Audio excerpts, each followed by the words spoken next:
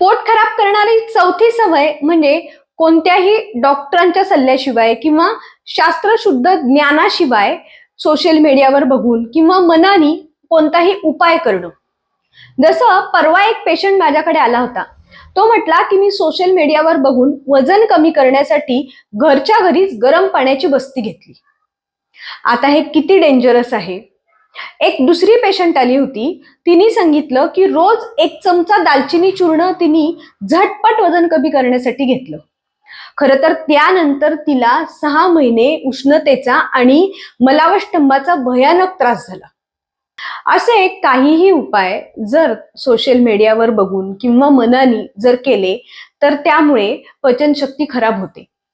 एक गोष्ट लक्षात घ्या, कोणताही उपाय किंवा कोणतीही ट्रीटमेंट ही जी आहे ती कस्टमाइज असायला पाहिजे. ती तुमच्या प्रकृतीनुसार तुमच्या आजारानुसार जर असेल तरच त्याचा फायदा होतो.